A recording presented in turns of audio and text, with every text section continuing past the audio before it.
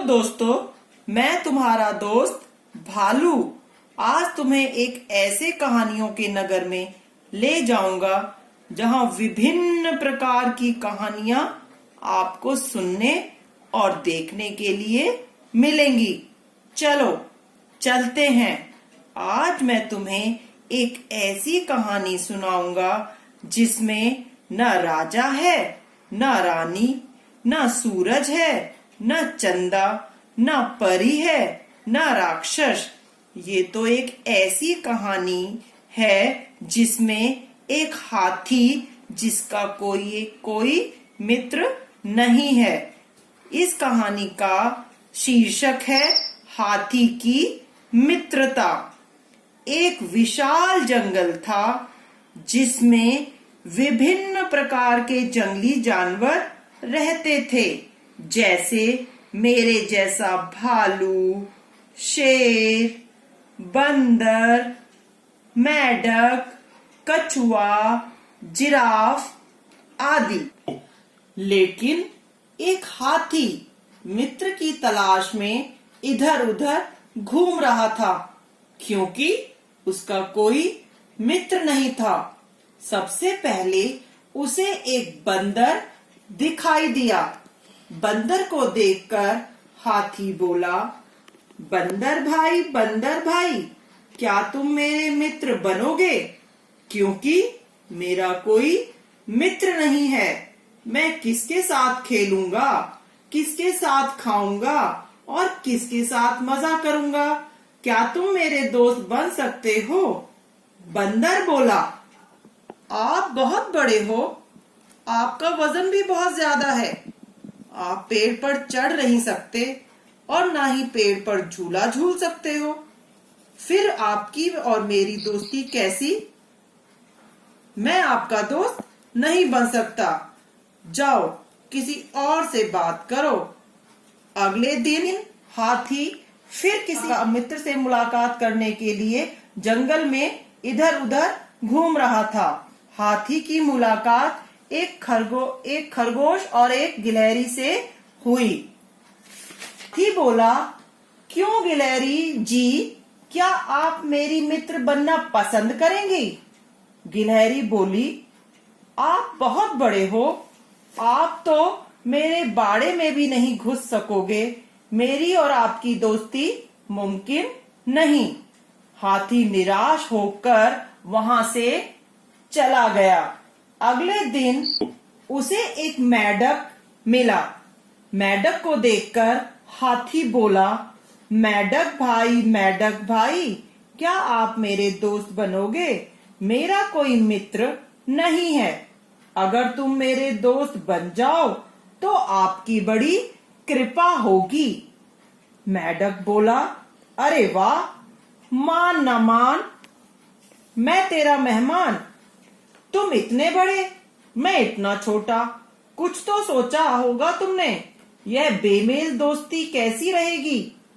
मैं सोचता हूँ ऐसी बेमेल दोस्ती नहीं चल सकती।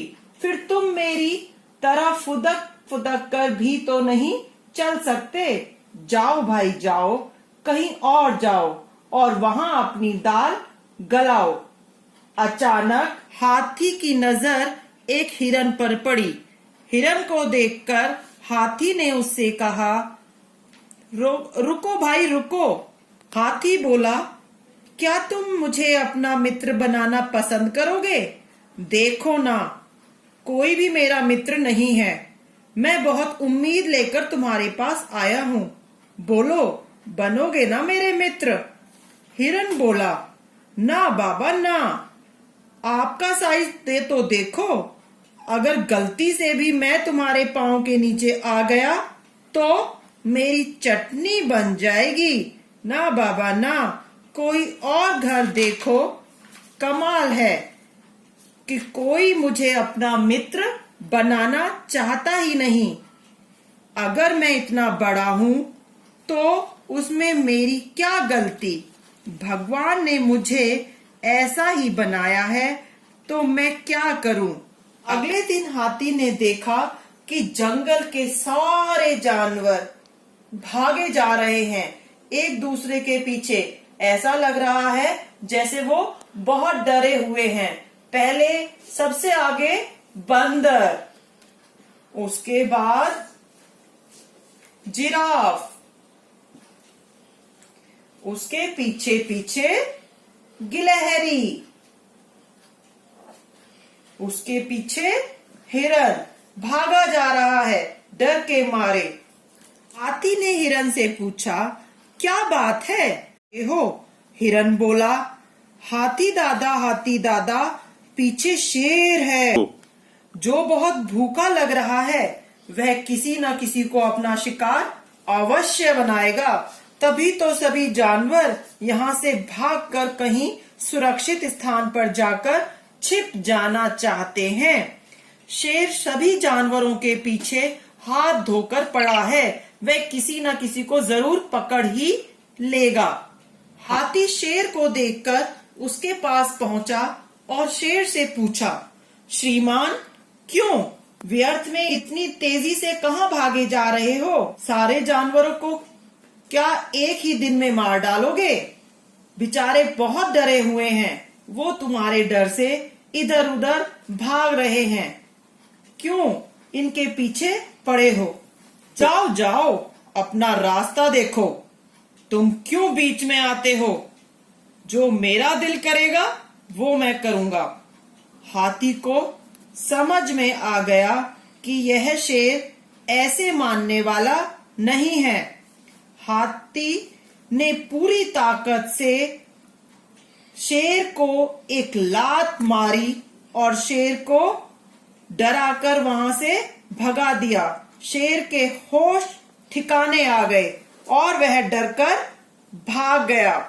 शेर को डरकर भागने के बाद जब शेर अपने डर के भाग गया तो हाथी ने यह खुशखबरी सभी जानवरों के पास जाकर सुनाई कि तुम्हारा दुश्मन यहाँ से डरकर भाग गया है। मैंने पूरी ताकत से उसे एक लात मारी और वह डरकर भाग गया। सभी जानवरों की खुशी का ठिकाना ना रहा।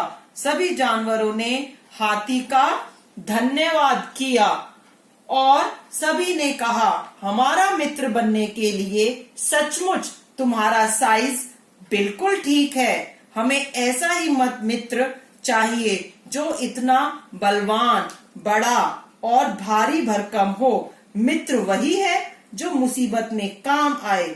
सभी जानवरों ने हाथी को अपना मित्र बना लिया। देखा दोस्तों, इस कहानी से हमें क्या शिक्षा मिलती है? सच्चा मित्र वही है जो मुसीबत के समय काम आए। ऐसा ही हमें मित्र बनाना चाहिए और हमें ऐसा ही मित्र बनना भी चाहिए। चलो दोस्तों, फिर मिलेंगे एक नई कहानी के साथ नए सेशन में। तब तक के लिए बाय बाय।